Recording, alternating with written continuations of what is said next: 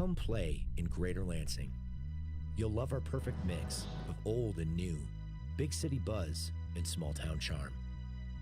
And visiting is easy because it feels like home. Catch Spartan spirit, share an intimate meal, roar with the crowd, or relax in the links.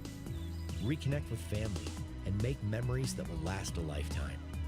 Give yourself a weekend and come play in Greater Lansing.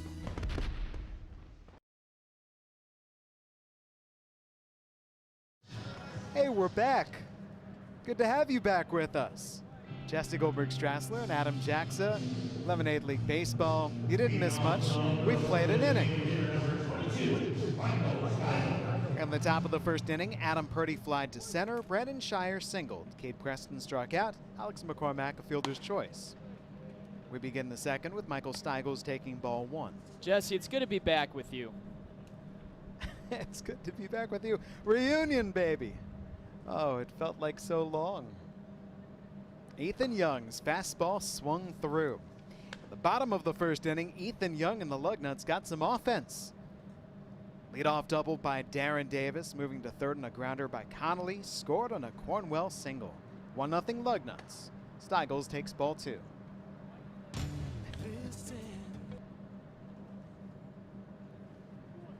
Steigels, Hickey, and Paladar against the right-hander from Mott Community College. That's at the head. And Michael Steigels had to bend down.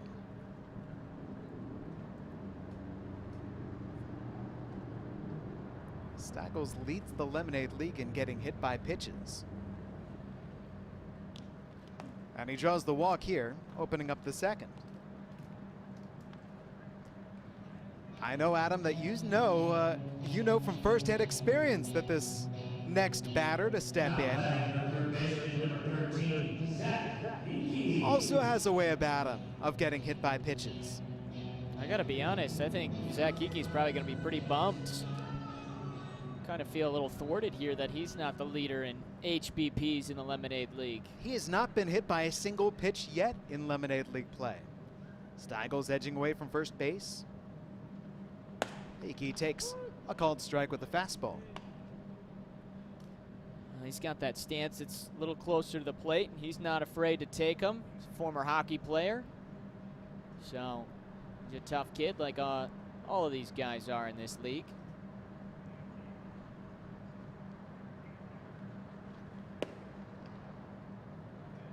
One and one, the count on Hickey. He went 0 for 2 in game one. The game won by the Locos in just a little over an hour, 2-1.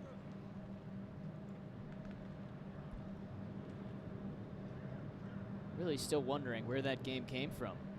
The pitching, the defense, just completely different from all the runs we'd seen in the other 9 games. Ball 2. We saw a combined 3 runs. After entering play in game 1, the lowest either team had scored in any game in the Lemonade League was 4 runs. Like a changeup. Hickey got under it. Shallow center field. Walker comes in, makes the catch. Steigels is a ways off of first, but the throw in, tough handle for Lay, just knocked it down. Hickey is out number 1. How fast is Zaid Walker out there? I mean, he was tracking and tracking and tracking, and then at the last second, he had to take a step to his left because he wasn't exactly under the ball and still had time to do that. Just a really impressive catch out there for Walker for how much he had to cover to get there. And now Michael Steigels has dirtied up the whole front of his uniform and his uniform pants. Craig Paladar is the batter. Striked on the outside corner. Paladar did not play in game 1. He is 4 for 16 so far in the Lemonade League. 4 singles, 2 runs batted in. Check swing. They appeal. He did not go.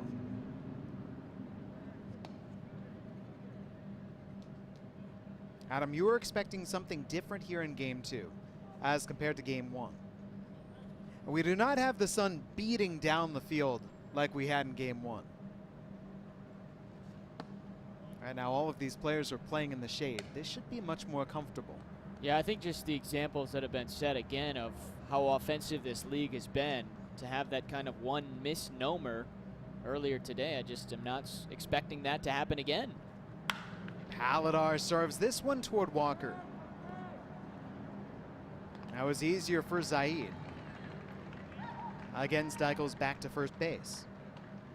But so far, it's been very similar to what we saw in game one. Now we're only through an inning and a couple of outs here in the second, but we've seen really good pitching today in that first game, and so far getting pretty good pitching to start this second game for both guys. Cal Johnston steps in.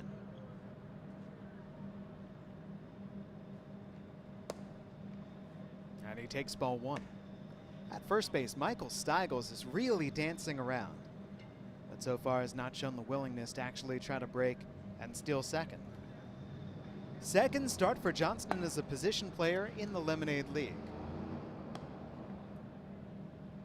And the first one 0 for 2. A walk, a strikeout, a hit by pitch from Lansing Community College.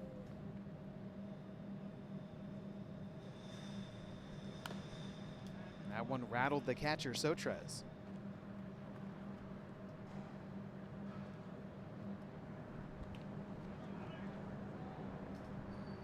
Now the sun shining down on the field again. The cloud that had been passing in front of the sun has moseyed off. Here's that foul once again. Right off the top of the helmet for Gabe.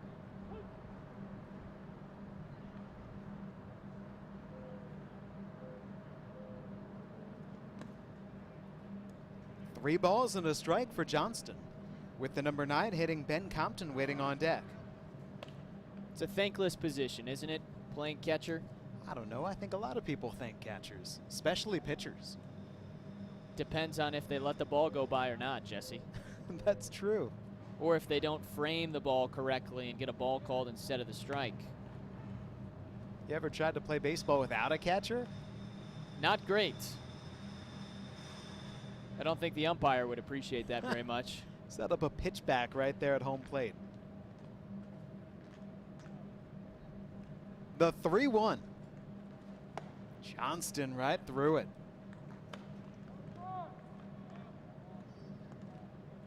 Cal Johnston has a lot of power. We have not yet seen him barrel one up. 6'3", 225 pounds. Payoff. Stays alive.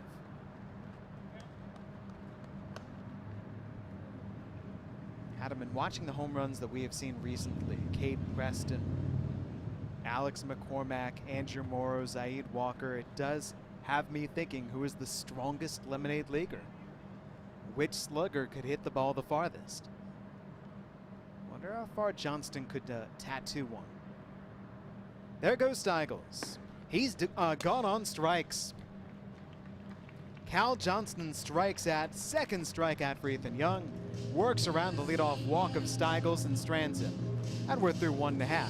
1-0 Lugnuts.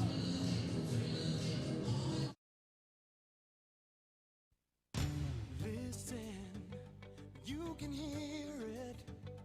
Different voices, a whole new spirit. Ooh, people working together from every walk of life, making changes for the better. We've come so far. Look where we are. It's a whole new attitude. Yeah, things are changing. We're celebrating people like me and you.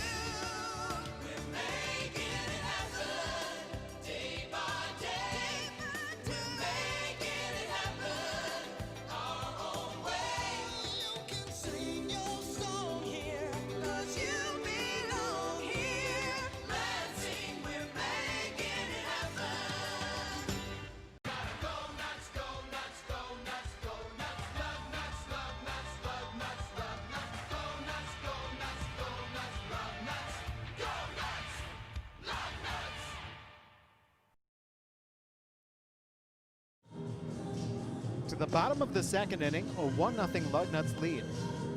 With Adam Jackson, Jesse Goldberg-Strassler. Huge thanks to the crew today, to Cody on camera right behind home plate with the high home. And Jackson, Mitchell, Daniel, Terry, Chris, Jerry on scoreboard and more. Everybody for pitching in. Bringing you what it looks like to be at the Lemonade League, where Brendan Belkovic is about to face Gabe Sotres, followed by Paywan and Acker, 6, 7, 8.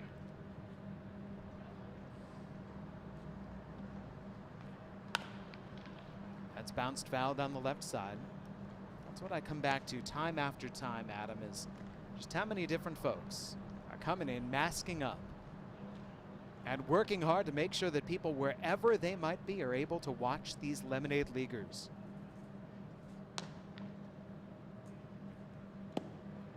Sotres just watching the breaking ball. He had game 1 off. That's the way that it works for these catchers. They made sure a different catcher for each team took care of game 1 and now game 2.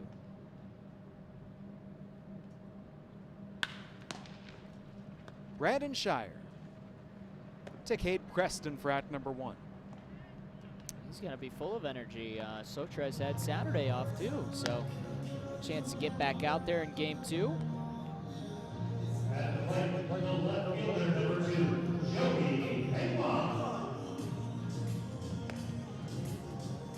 Now Joey Paywan, who did play in game 1, and he was 1 for 2 with an RBI single. Knocked in the Lugnuts' only run. That's past the diving Preston. Paywan has himself a second consecutive base hit. Ended game 1 with a single, starts game 2 with a single, and a 1-out base runner for the Lugnuts. Bookend singles for him, Jesse. That's a really nice swing right there. First pitch, not waiting, and just cracked it right by Preston. Gave a good effort over there, but it's a good swing from Paywan to get on base here in the second. He had been mired in a 3 for 20 slump before that, too. Now Van Acker. Paywan a threat to run. Acker takes ball 1. And Acker's kind of been that similar path as Paywan, where he was slumping early, but he's found a couple of base hits lately, driven in some runs. Just had himself a big 2-run single.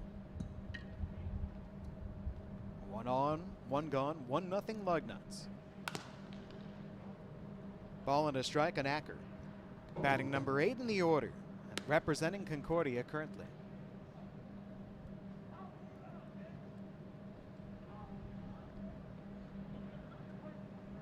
We do see some action for the Lugnuts in their pen, so maybe Ethan Young is already done after 2 innings. Just checking on Paywan.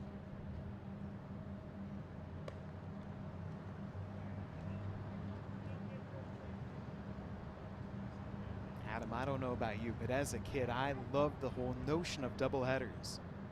See my team play twice in the same day. Big breaking ball is skied off the left side and soaring foul. I'm going to be honest, my attention span as a kid was not 18 innings of baseball. So How about 10 innings? If I could convince you each game is going to be 5 innings, would you be in? yeah, I think as a young kid I could have accepted that, but 18 just too much for me back then. The 1-2 pitch for Acker. Zach Hickey to Compton 1, over to first, got him. Double play right around the horn. So we'll see if we can keep Adam's attention span as we go to the 3rd. He takes over the call, a 1-0 Lugnuts lead.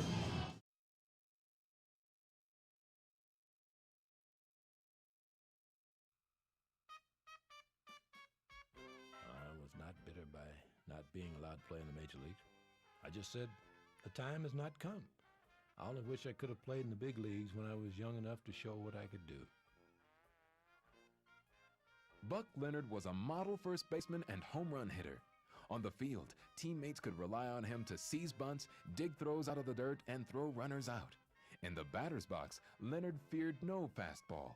He was a pull hitter with a smooth, powerful swing that sent the ball screaming over the walls. Some records show Leonard averaged 34 home runs a year during his prime, and his batting average rarely dropped below .390. His talent and easygoing personality made him a regular pick for the East-West All-Star games.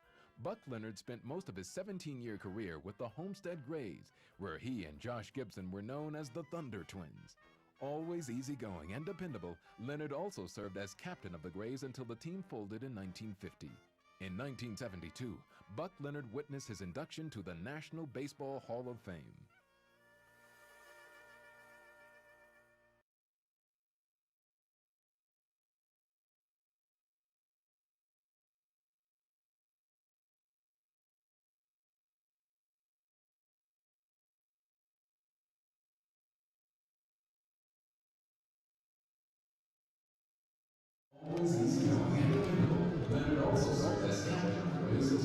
Two innings deep, and it's 1-0 Lugnuts as we bring you back to Cooley Law School Stadium for the third and our first pitching change of this second game that'll last 5 innings. Ethan Young's day is done. He goes 2 innings, gives up 1 hit, no runs, with a walk and a couple of strikeouts. Elliot Patton, the new pitcher. Patton has been so good. 2 relief appearances, 2 innings apiece, so 4 total. No runs allowed, only 3 hits, and 9 strikeouts.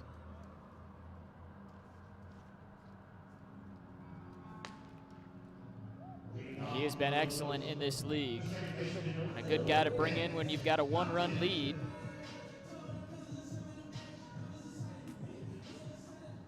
Ben Compton, Adam Purdy, Brandon Shire, 9-1-2 for the Locos.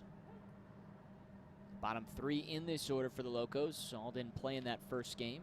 Getting inserted here in game 2. And on the hands, strike 1. Compton's got 5 hits and 4 walks so far throughout his Lemonade League games.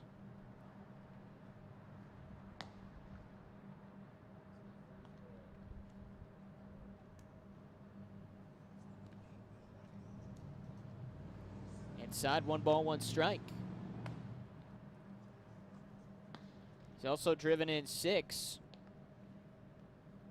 And a guy that's stepped up lately. He's had some good games at the plate. 3 RBI game a couple of nights ago. Trying to help the Locos get their first run.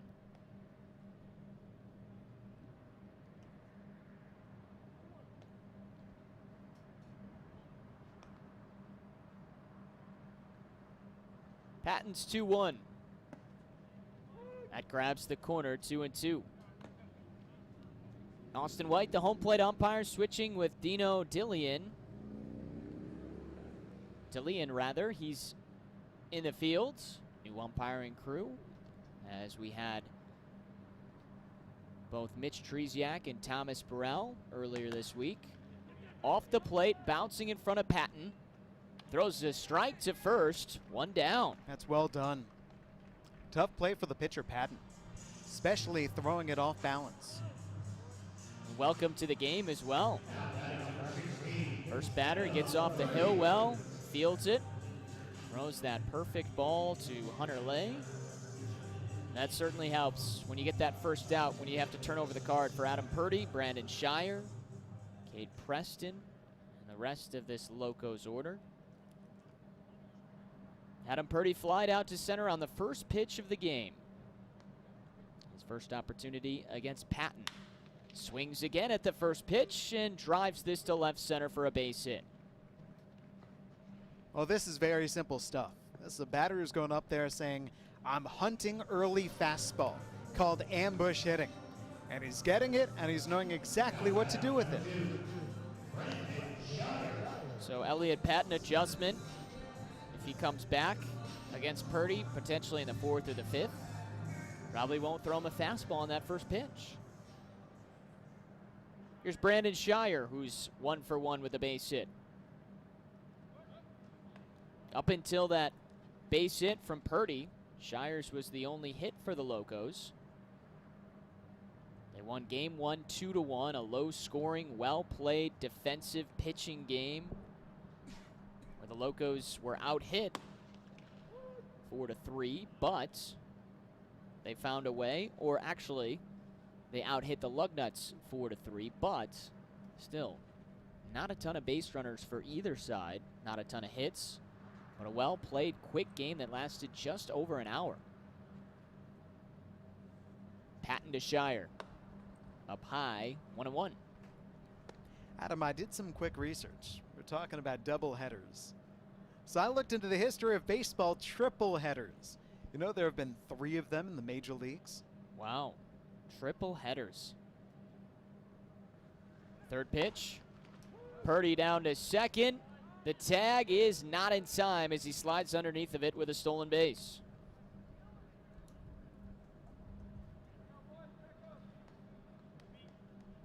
We're playing 2 games today. Game 1 won by the Locos.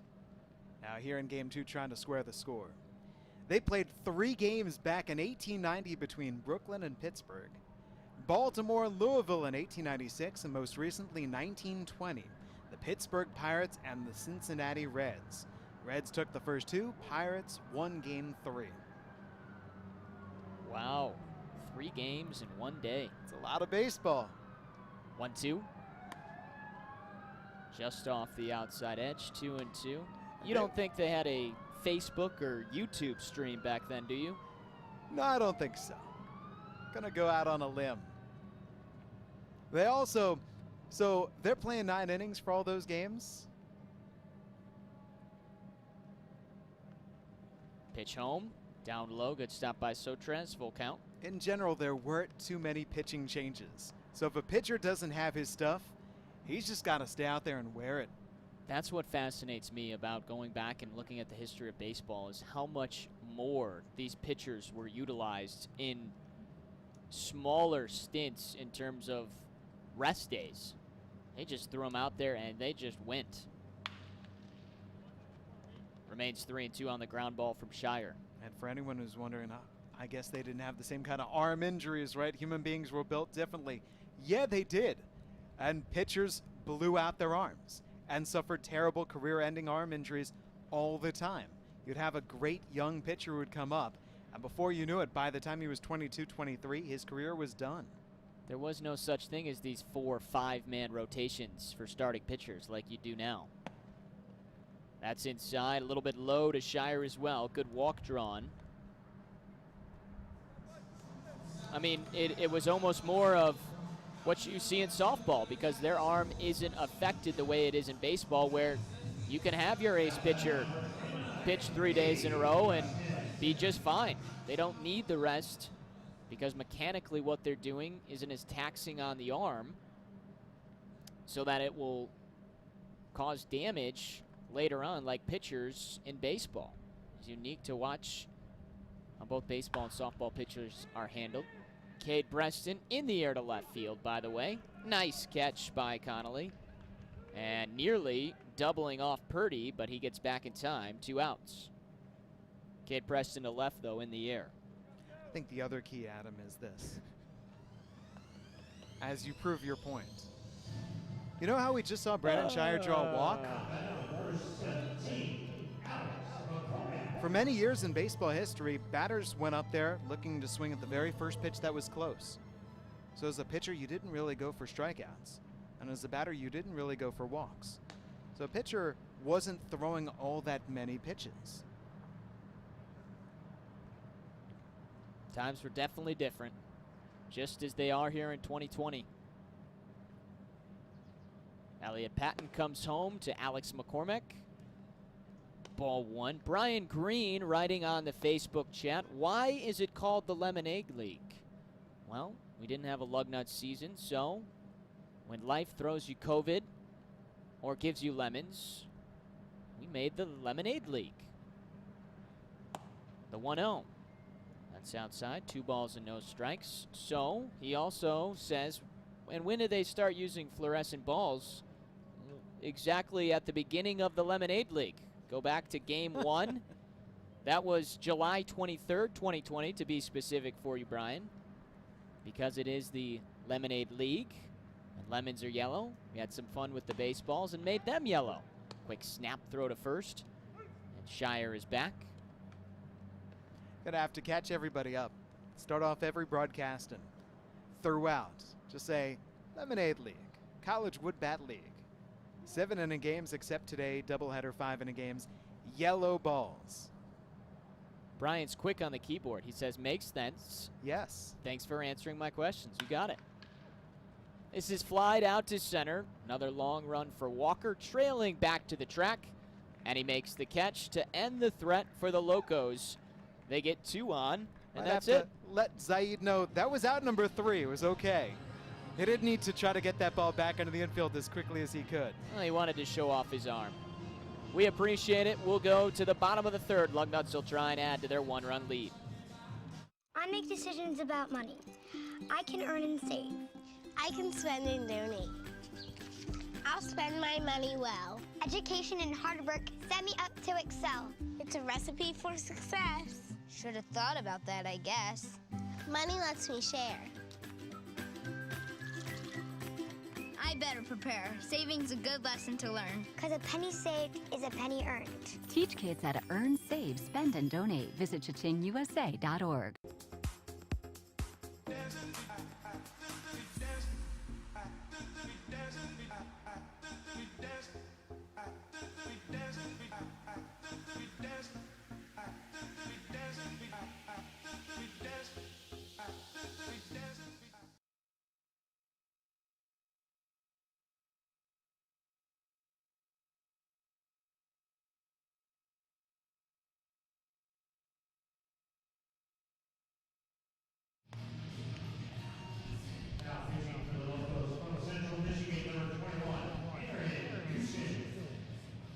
We move to the bottom of the third inning between the Locos and the Lugnuts. Back half of a 5-inning doubleheader. First game going to the Locos 2-1. Game 2 so far in favor of the Lugnuts, 1-0. And our second pitching change of this game, first for the Locos. Brendan Belkovic taken out after 2 innings, just gave up the 1 run on 3 hits, had a couple of strikeouts. One of the easiest guys on the hill to notice because of his delivery, Aaron Houston, Central Michigan Chippewa, takes the hill for the Locos. The junior right-hander trying to continue taming this Lugnuts order. 9-1-2, Logan Welch, Darren Davis, and Mark Connolly coming up against him. 11 strikeouts for Houston. How about the league? Batting 130 against him. And he's been pretty darn good. And I think a lot of it may have to do with that delivery and the arm release slot. As he comes, that sidearm type of throw comes way over from the left side.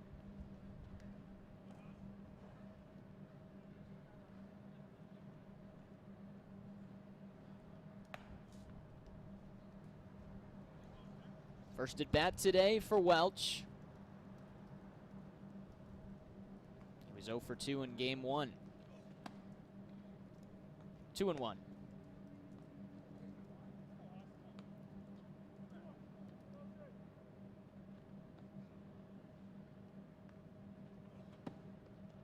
That's in for a called strike. So 2 balls, 2 strikes on Welch. Freshman out of Saginaw Valley State, grew up in Fenton. Hammers this to Hickey, who snatches the line drive. That's the second one today that Hickey has come right in his direction in the air, and he's grabbed them both. Hot corner. That's what it's tabbed. Rightfully named. Adam, I want to go back. I liked what we saw from Brendan Belkovic over the first 2 innings. No shame to give up a base hit and a run to Darren Davis.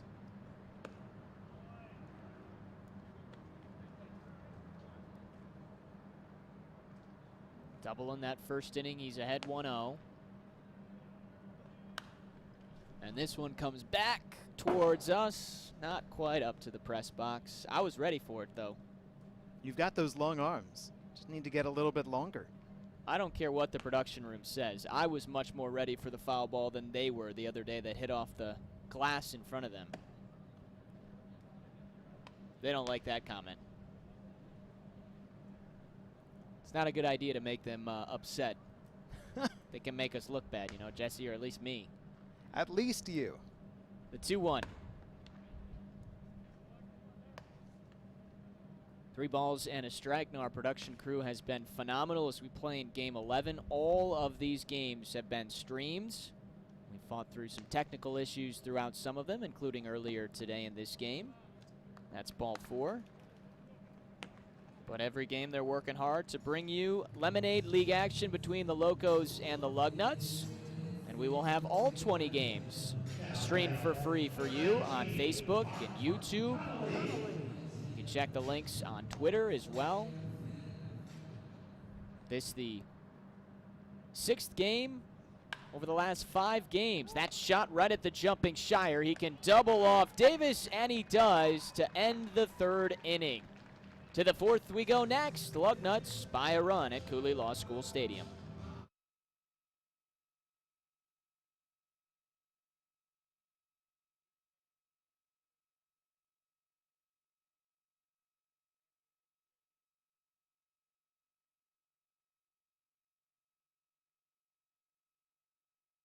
Sparrow Medical Minute, the latest health news and information from Sparrow, Mid-Michigan's healthcare leader. I'm Cheryl Fritz here with Dr. Amy Blazin, Director of Pediatric Emergency Services with Sparrow Granger Pediatric Emergency Department. Parents are naturally concerned about their children's health and safety at this time. What message do you have for them? Absolutely, Cheryl. Well, kids are still having the normal childhood illnesses during this season, and they're also getting injured. So if a parent feels that they need emergent evaluation, they need not hesitate to bring their child into Sparrow Granger Pediatric Emergency Department, and that way we will avoid complications of a delay in care. What safety measures has Sparrow taken? We follow stringent CDC guidelines with regards to personal protective equipment to keep patients, families, and of course caregivers safe and healthy. Where can people get more information? At sparrow.org/forward. Important information. Thank you, Doctor. Medical Minute, brought to you by Sparrow. For health, for care, for life. White Claw Hard Seltzer, a wave of refreshment. Crafted using our unique Brew Pure process. Made pure. Nothing tastes like White Claw Hard Seltzer.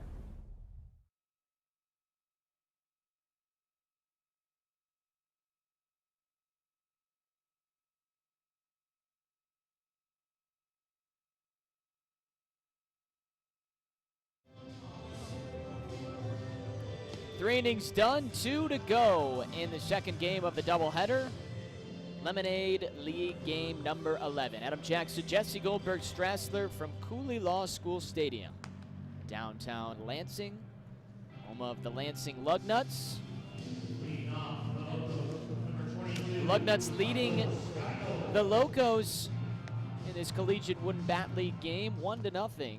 Michael Steigel, Zach Hickey, Craig Paladar, 5 through 7. Up against Elliot Patton, who begins his 2nd inning of work. Gave up a base hit and a walk, but no damage done after that in the 3rd. Corona is the original cerveza. Glides in, strike 1. Steigel's one of the walks. 2 walks for the Locos throughout this game. And before they won game 1, they had won 3 games coming into today, 1-1. And in those 3 wins, now it's going to be a little shortened here because these are both 5-inning games today because of the doubleheader. They were averaging 11 walks in those 3 wins. 34 total walks. And they've certainly, Jesse, been the more patient team in terms of the walk categories, piling up 66 coming into today. Now have 70 right on the dot. Numbers that it's hard for me to wrap my head around. 4th pitch. On the ground, left side. Scooped up by Connolly. Makes the throw to lay, 1 down. And that's why it's been so tough on these pitchers. It's been hard for them to get away with missing. Now some of the balls certainly have not been ones that are enticing, but some of these pitches that are missing aren't that all far off, and the Locos just refuse to swing at them outside of the zone. Give them credit, and the Lugnuts even so, they've been pretty good around the plate. Came into the day with 57 walks, so good plate discipline from both squads, but especially from the Locos as that tails foul from Zach Hickey.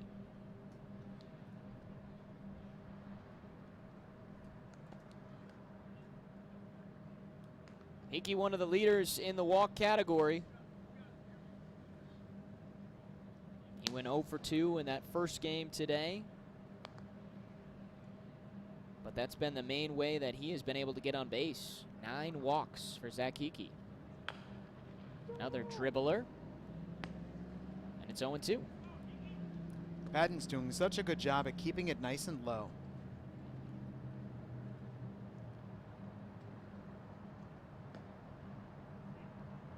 Helped him get that ground ball out to Steigels. Set a few different ground ball outs.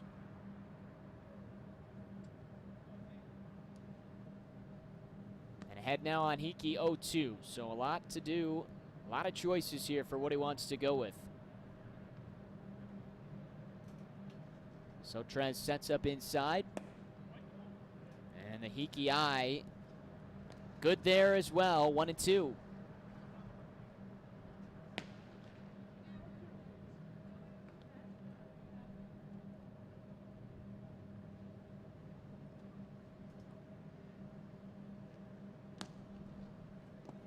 That pitch down low.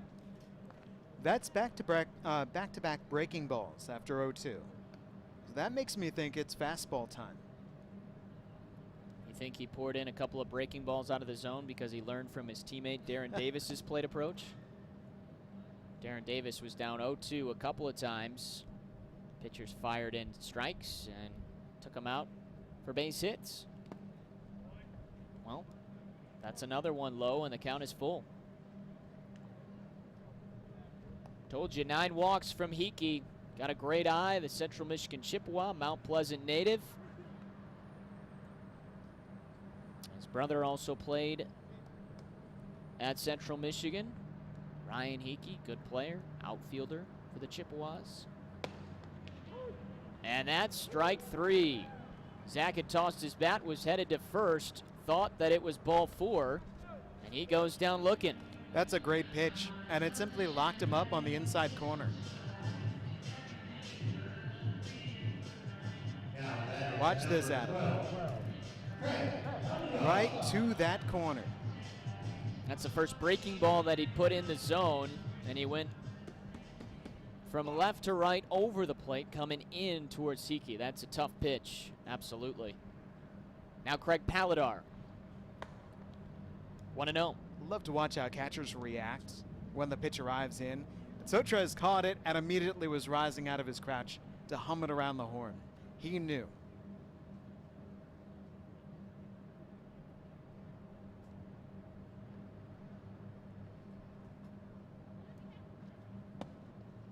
That's outside, 2-0. I think that anticipation sometimes would get me in trouble just because you're so excited to see a pretty pitch like that come in. You stick your mitt out. And that's sometimes where you could see some catcher's interference, but they've got the best view down there, those catchers. 3 balls, no strikes. The whole idea is being quiet as a catcher. As little of you should move as possible as that pitch comes in. As little of you should move as you wear all that gear. Chest protector, the knee pads, leg guards rather, face mask. There's a strike, good pitch, 86 on the gun. So the director of baseball here for the Lemonade League, Chad Roskelley, a former Michigan State catcher. We've seen a lot of catchers come through as Lugnuts managers. And the whole feeling is you've got to get older as a catcher to get better as a catcher. There's strike 2. This is catcher in the batter's box and Craig Paladar. But it's fascinating to me, as a hitter, as a pitcher, you can be really good, really young. It is tough to find a good young catcher. Take time to develop your body into that catcher type. This is sent out to left. And Paywan didn't run after it, now does, and it gets in front of him and bounces off the wall. Paladar's around second. He's headed to third in safely. Well, that turned weird for Paywan. He thought it was drifting foul. It stopped and then saw the baseball and realized it was going to stay fair. And by the time he realized it, he couldn't get there in time. Looked like he may have lost that one in the sun. And that benefits Paladar.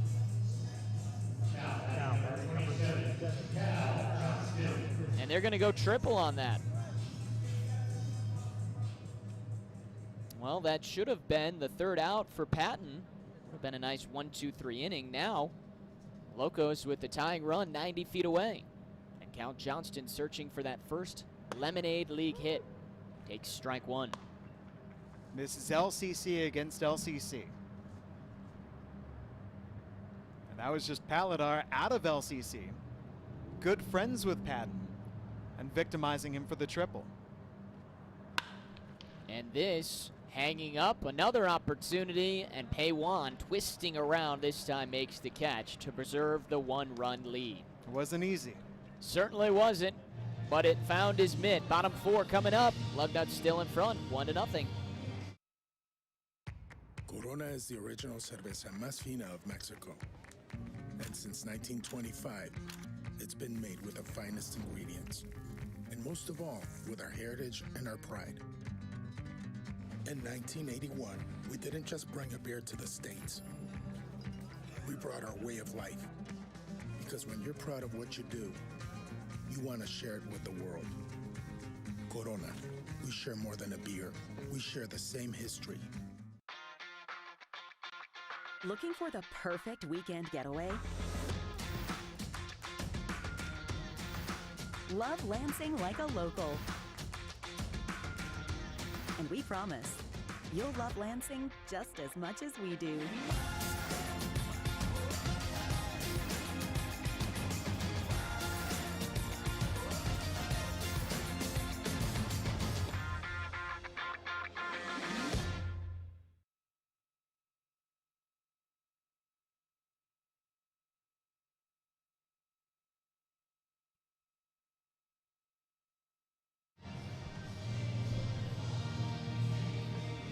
And we begin the bottom of the fourth inning. Lugnut still in front by a run. Another low-scoring defensive pitching struggle between these two teams. And it looks like we've got a new pitcher on the hill. Is that Nolan Knopf, Jesse? It sure is, the former DeWitt Panther. Been a little while since we've seen Nolan Knopf on the mound. Yeah, I'm gonna say it's been some time here. But he's getting warmed up, taking over for Aaron Houston, who took over for Brendan Belkovic. Houston surrendered no hits, no runs, gave up the one walk. But his defense helping him out with the double play. 3, 4, and 5, Zaid Walker, Colin Cornwell, and Hunter Lay. Here's Walker, who struck out. Back in the first inning, takes strike one here. You've got the top of the order coming up for the Locos next inning. Lugnuts could do for some insurance. Swing and a miss. And right now, the Lugnuts 3 outs away from a win. Because again, we're only playing 5 innings because of the doubleheaders today. On the ground, off of Knopf. Knocks his cap off, but goes right to his second baseman, Compton, for out number 1. I mean, how did that work out?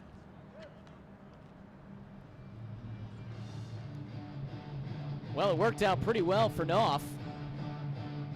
Hopefully he's all right as Craig Paladar heads out there. Make sure, check in on him. Looks like he's okay.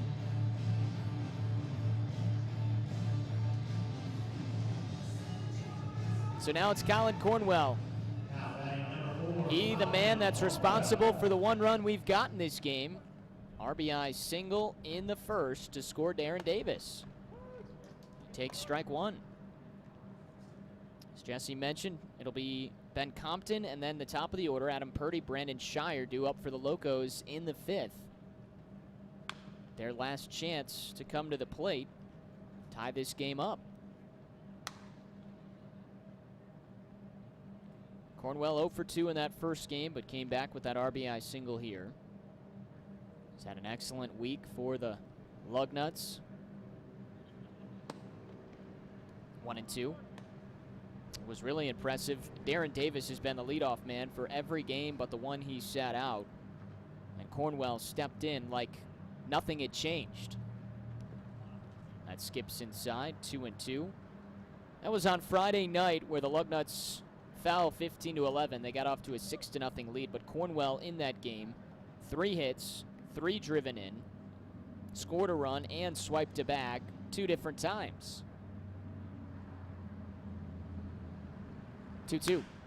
In on the hands, jammed to Compton. 2 down.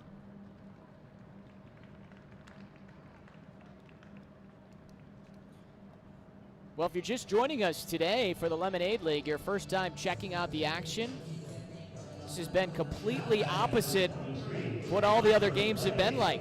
Been high scoring, it's been very wild. Just in terms of what's been going on, we've seen a ton of lead changes, back and forth. Today, low scoring, good pitching duels, and excellent defense from both sides. Strike 1 on Hunter Lay. Next pitch. This is on the ground. And Compton can't come through with all 3 outs. That one goes to right. And Lay strides into second. Most likely our first error of the day, as Ben Compton will be charged with an E4.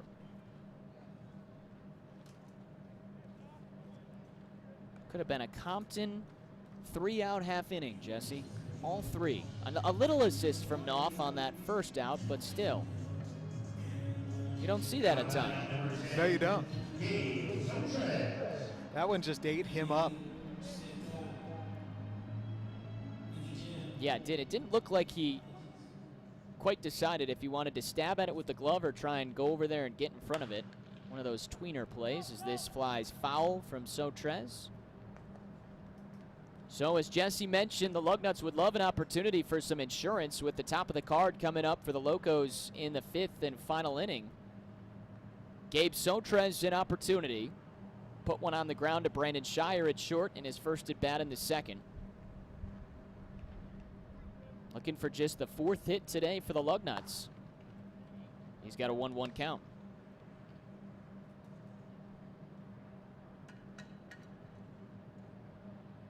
The 1 run came in the first. Since then, though, we have seen zeros up on the board for both teams. That's down low. Gabe Sotrez has one of those great walk-to-strikeout ratios that you love so much. Yeah, a guy you look down, I believe he's got just a couple of hits. But each of those hits, when he hits, he gets RBI singles, and he's knocked in a couple of runs. Yeah, 2 hits, 2 RBIs. Here he sends one up in the air to right. McCormack tracking, sunglasses on, makes the catch. And the Locos will try and tie it with their last at bat coming up in the 5th at Cooley Law School Stadium.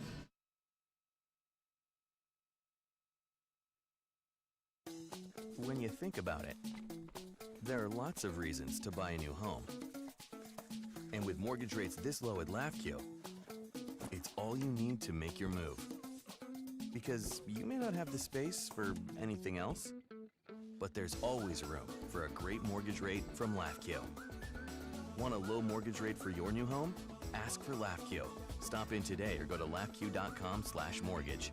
LAFQ, your credit union for life. I was born and raised on the river. It's the only life that I know.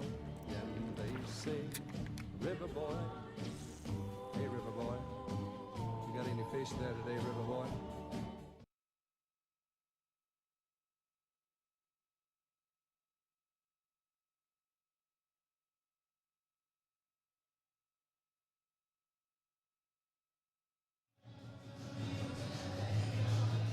Here into the 5th and final inning with Adam Jackson, Jesse Goldberg Strassler, and there's Elliott Padden back to the mound. The Lugnuts 3 outs away from what would be a 1-0 win if he can get through Ben Compton, Adam Purdy, and Brandon Shire.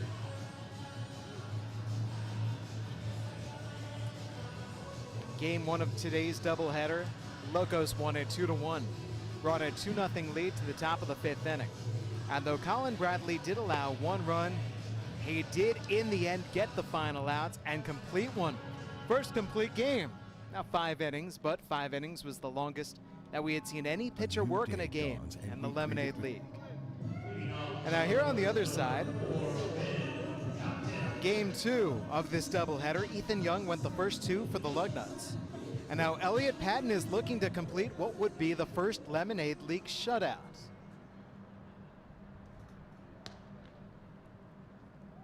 Ben Compton, the number 9 hitter, 0 for 1, greets him. Ball 1.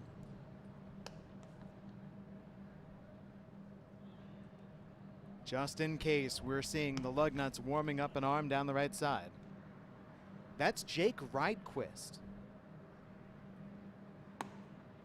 Ball at a strike on Compton.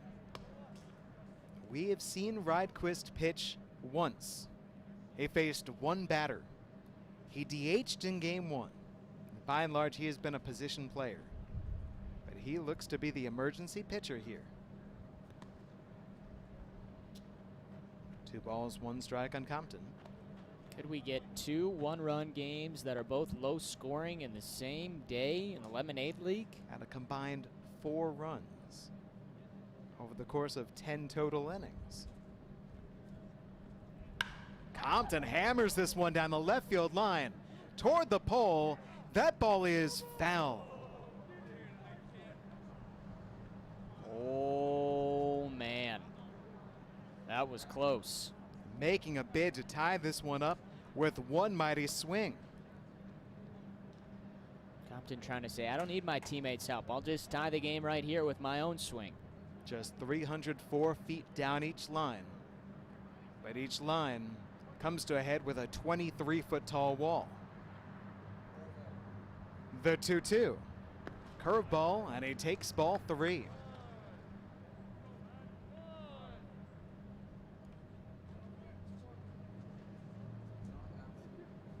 You can hear some of that on-field chatter. The payoff. Ball 4 to Compton. Tying run is on.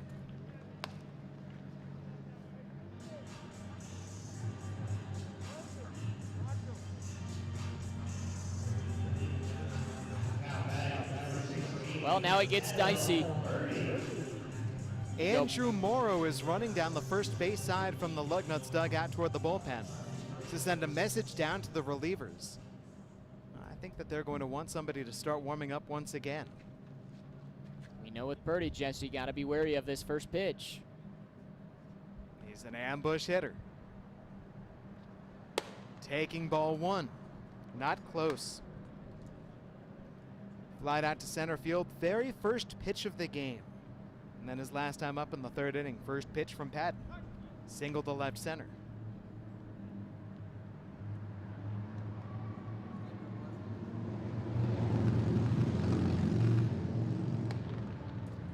Again, it's Jake Rydquist starting to warm.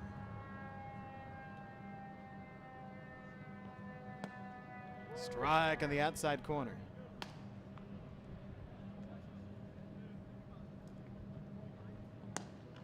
Lugnuts would love a double play ball right now. Trying to get Birdie to hit one on the ground quickly to Conley or Acker or maybe Welch.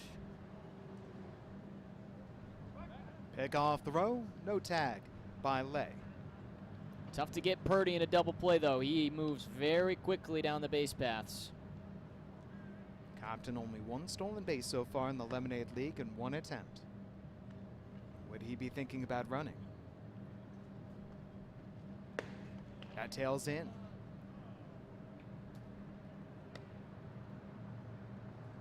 In the first inning of work for Elliott Padden, back in the 3rd. With 1 out, allowed the single to Purdy and walked Brandon Shire. But he got through it. He got Kate Preston and Alex McCormack. And then in the 4th inning, worked around a 2-out triple to Craig Paladar.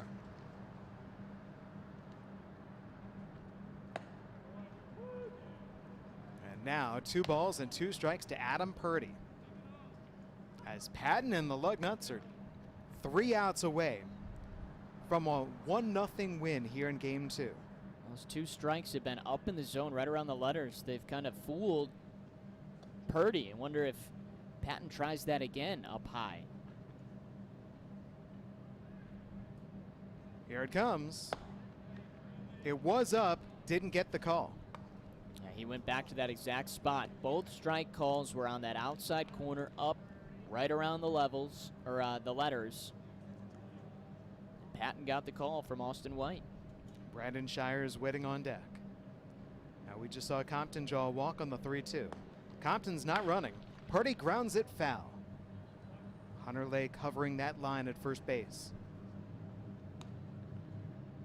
Interesting that Ben Compton is not running. Because in general, I would not consider Adam Purdy a threat to strike out. And the reason why you wouldn't send the runner is you don't want to run him into a strike him out, throw him out double play.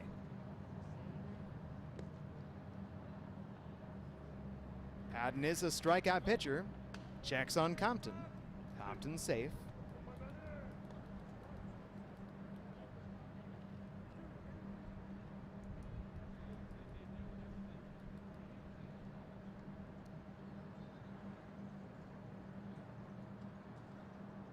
The batter from Concordia, the pitcher from Lansing Community College.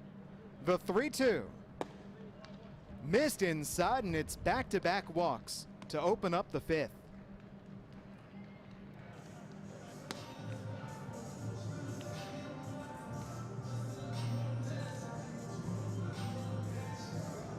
Pitching coach Riley McCauley pays a visit to Elliott Patton.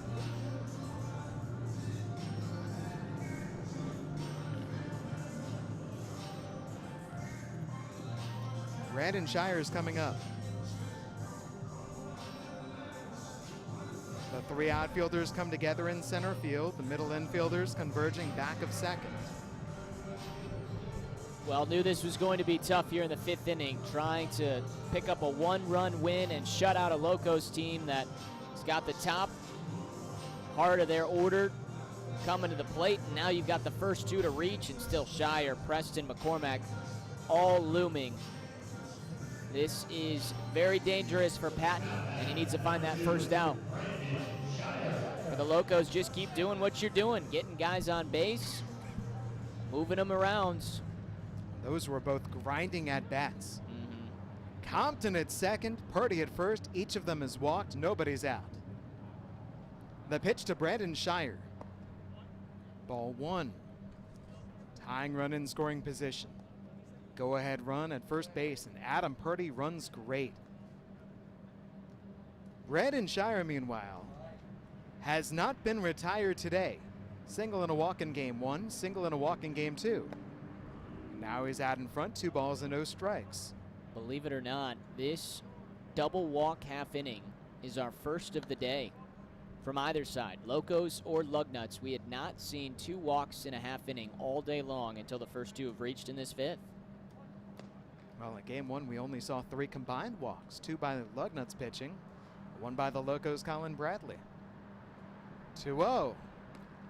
3 balls and no strikes. Escapes Sotres. Both runners looking to move up, though, down to third, and no tag on Compton. And there's the tag. It came late. So how about this? Tying run now at third. Go ahead run now at second. It was slow developing for Ben Compton to pull the trigger and decide to go for third base. But in the end, there was nothing that the Lugnuts defense could do. I wonder if that's a passed ball for Gabe Sotres. Infield drawn in for the Lugnuts. A 3-0 for Shire. Ball 4, bases loaded. That's all. Cullen Turner's making the move to the pen. Elliott Patton fired 2 scoreless innings, but he has walked them full here in the top of the 5th without recording an out.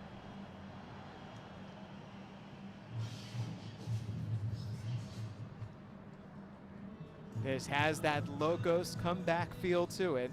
Adam and I have joked before, whenever the Locos come back and rally against the Lugnuts bullpen, in general, walks are a huge part of the story. And that's usually the case, as it is again here. No base hits in this 5th inning. Just walk, walk, walk. Got to throw them strikes because they have got great approaches, very good patience at the plate.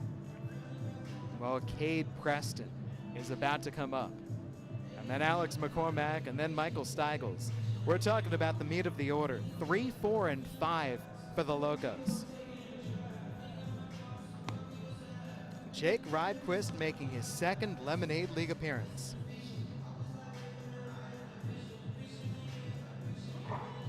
And his first one batter, 1 wild pitch, 1 ground out. 1/3 hitless, scoreless. And Rydquist out of Grand Valley State, what a spot. Yeah, it doesn't get much tougher than this. Trying to preserve a 1-run lead with the bases loaded and nobody out.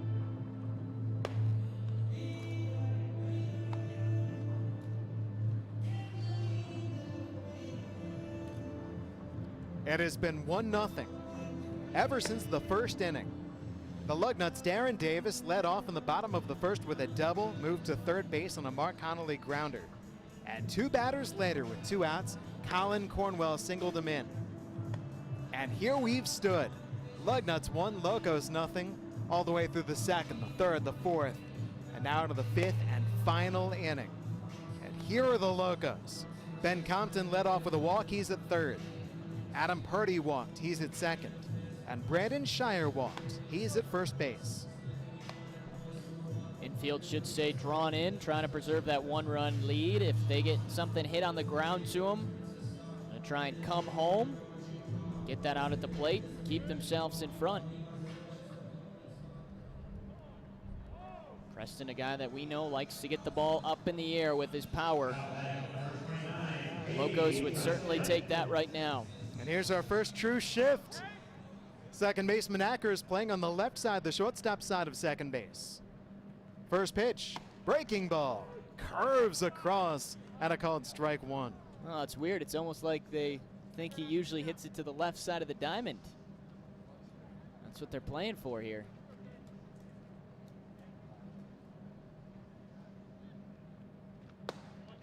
Went back-to-back hooks, did not bring that one down enough.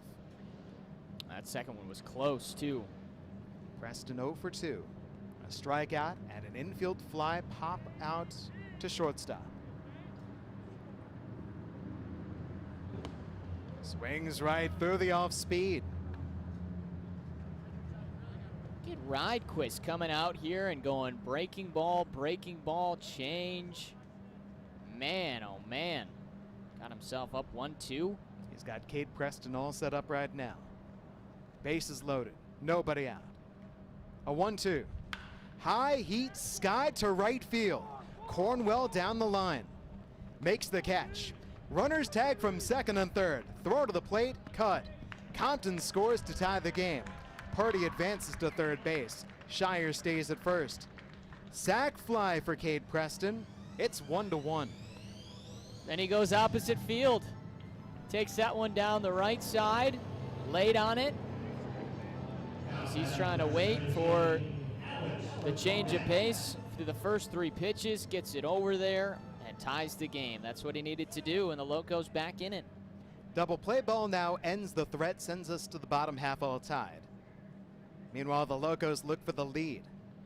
Alex McCormack takes the curve for ball 1. This is Grand Valley State against Grand Valley State.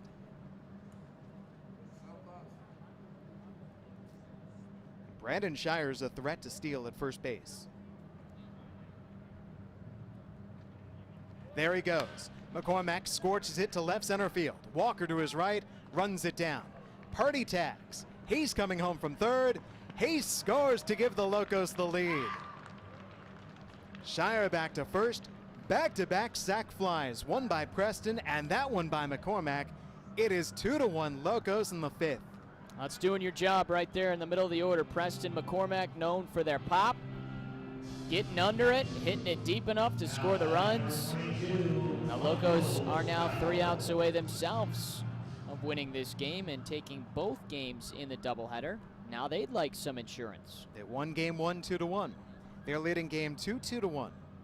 Michael Steigels with Shire running, lifts it to center for Walker. That's out number 3, side retired. No hits in the frame, but 3 walks, 2 sac flies, 2 runs. Go to the bottom of the 5th inning. Locos 2, Lugnuts 1. Locos 3 outs away from the doubleheader sweep. A new day dawns and we greet it with gratitude, thankful for the heroes on the front lines taking big risks daily to keep us safe. We at Dean Transportation stand at the ready with them, supporting our communities in their time of need. We've been delivering food and medical supplies, volunteering our time, and boosting morale to keep spirits high. Our passengers may have temporarily changed, but our commitment to transporting your most precious cargo has never wavered. Dean Transportation, working together, delivering the good. Every act, every gesture counts right now. Because together, it all makes a difference. And staying committed to the health of our communities is everything. Which is why Blue Cross will remain committed to you, ensuring you can get the care you need with resources like virtual doctor visits and our 24-hour nurse line. You'll have access wherever and whenever you need it. Blue Cross will stay by your side for whatever comes next.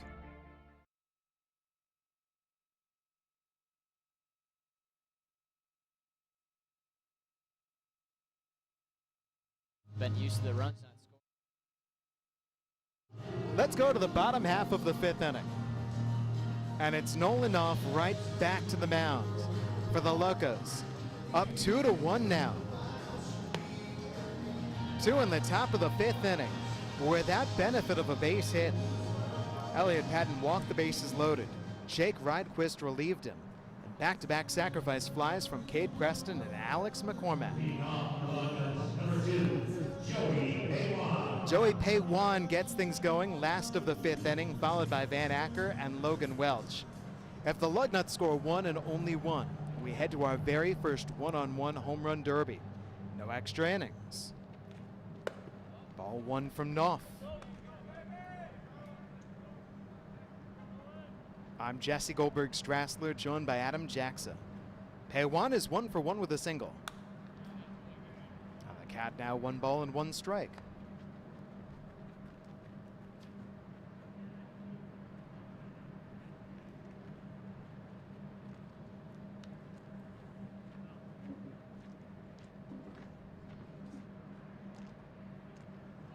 Knopf lets it fly. Just missed, trying to paint the outside corner at the knees. In the 4th inning, Knopf's debut inning in relief, pitched around a 2-out fielding error by Ben Compton. And that also misses. It was the wildness in the top half of this inning by Elliott Patton that cost the Lugnuts. Knopf facing the number 7 batter in the order, the 3-1. Foul back. Full count. Brendan Bokovic started for the Locos, went 2 innings, allowing just the first inning run. Aaron Houston faced the minimum in a scoreless 3rd. And now Knopf. And he lost him. Leadoff walk, Joey Paywan. Tying run is on.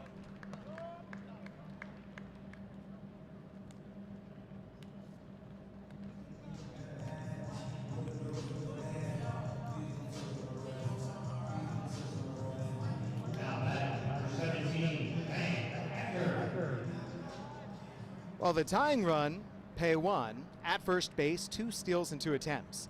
The game-winning run is Van Acker. That's ball 1 off Paladar's mitt. Paywan takes second. A wild pitch. Here we go. This is more Lemonade League-esque here in this 5th inning. The wildness in terms of just not knowing what's going to happen. Runs being scored.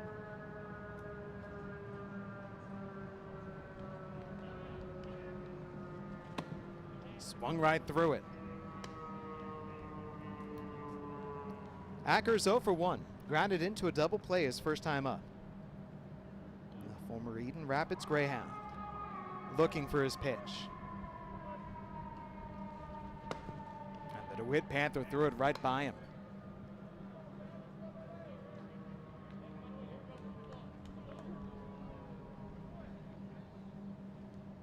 Fifth and final inning from Cooley Law School Stadium.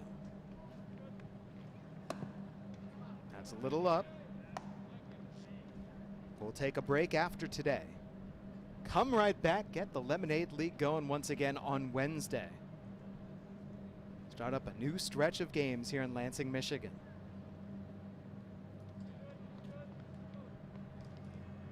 Two. Got him swinging. First strikeout for Knopf. One away in the home fifth. That's a big pitch right there from Knopf. Get that confidence up after allowing the base runner and Paywan to walk and get to second. Only up a run.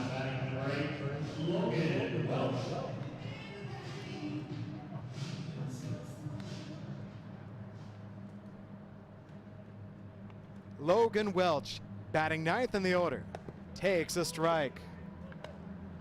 You know who's on deck if Welch is batting ninth. Darren Davis, looming in the wings. Tying runners at second. Can Welch bring in Paywan?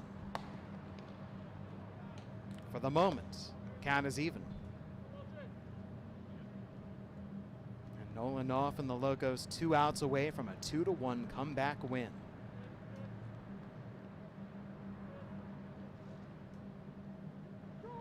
Time was called right before Knopf let it fly.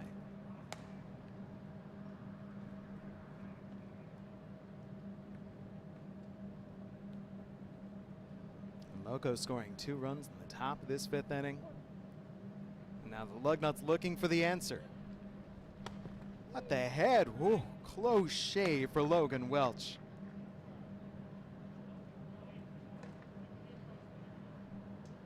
Welch is so far hitless today. Strikeout and a fielder's choice in game 1. Line out hard to the third baseman Hickey here in game 2. The count goes to 2 balls and 2 strikes. Remember, it was Logan Welch who made the final out in game 1. Darren Davis ended game 1 in the on-deck circle.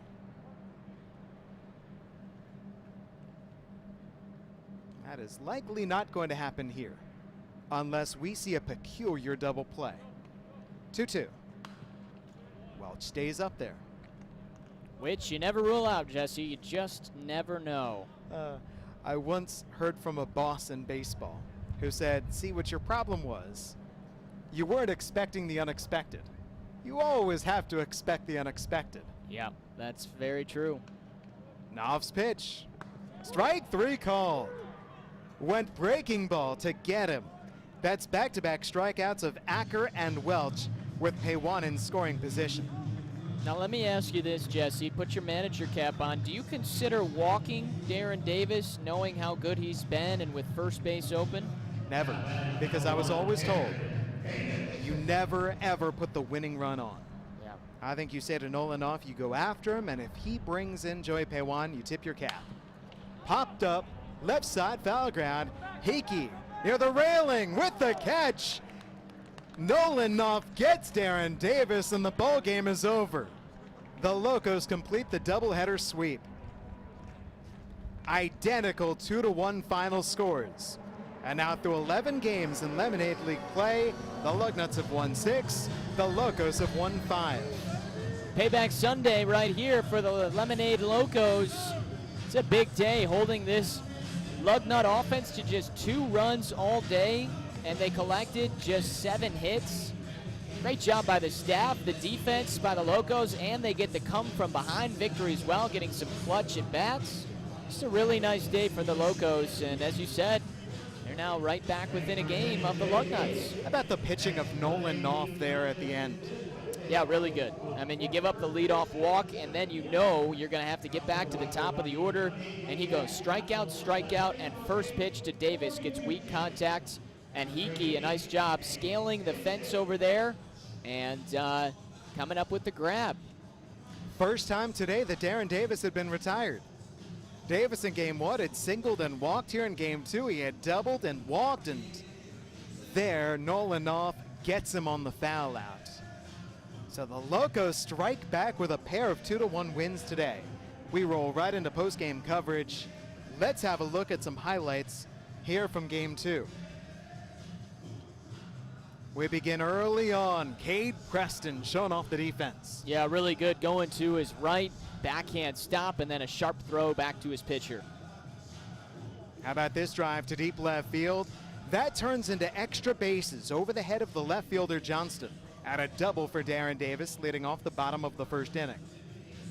Then later on, in that first inning, Colin Cornwell with 2 outs, a single to center field, and the Lugnuts are on the board 1-0.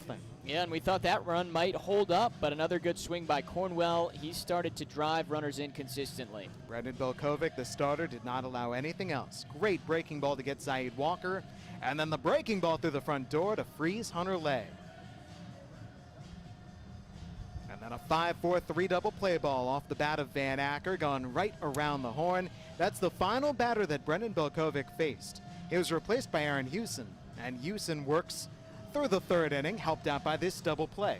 Yeah, that was big, especially with a speedster and Davis on the base paths to get him through that third quickly. Now let's go onward into the 5th inning. This passed ball, Elliott Patton on the mat had walked the first 2. Then those runners moved up to second and third. Bases loaded, nobody out. Cade Preston comes through with a sac fly. And again, it's the walks, Jesse. 3 straight walks against Patton in that 5th to set up the first sac fly and then to set up the second. The second, Alex McCormack, center field. This with Adam Purdy at third base. Zaid Walker runs it down, but Purdy comes in, and the Locos have their first lead in game 2. Now let's go to the bottom half of the inning. The tying run is on, but Nolanoff strikes out Van Acker. He strikes out Logan Welch. He gets Darren Davis on the foul out, and the Locos are triumphant once again. Yeah, just really impressive. You get the strikeouts on Acker and Welch, but then to get Davis on that first pitch, weak contact, and to get another 1-run win, low scoring against a team that had scored 11 runs in every game going back to Wednesday, and you hold them to 2 total runs today. Very impressive job by the pitching staff and the defense of the Locos. Some fun baseball today. Quick moving baseball, well-pitched baseball, well-defensed baseball. We got to see a late game comeback. We got to see a complete game in game 1. Yeah, very un-Lemonade League-esque in terms of runs scored and offense, and the walks were down. Good pitching overall, just a good low-scoring game, hard-fought from both sides. And, I mean, give credit to the Locos because at one point they had lost 4 straight games. They've come back now, made things even to the most part in the standings here in the Lemonade League. And they got to feel pretty good about themselves for the next couple of days off, going back into more games starting on Wednesday. Big time. Well, deja vu. Game 1 final, 2-1 Locos. Game 2 final, 2-1 Locos. We now step aside, take a break until Wednesday. The Lemonade League resumes on Wednesday at 7 p.m. Go to LansingLugnuts.com or call up 517-485-4500 for all the information. That'll do it for us. Big thanks to Daniel Higgins, to Terry Allipert, to Mitch, to Chris, to the whole crew, to Cody, and everybody else pitching in, helping out, allowing you to see what goes on with the Lemonade League. Adam Jackson, any final thoughts? No, just a fun week of baseball here in the Lemonade League. Excellent weather, and as you mentioned, great job by the production staff, and some good games between these two. Excited to keep it going on Wednesday. All right, let's keep it going on Wednesday. Till then, enjoy the rest of your weekend. For Adam, I'm Jesse Goldberg-Strassler. Take care and have a great day from Michigan State Capitol.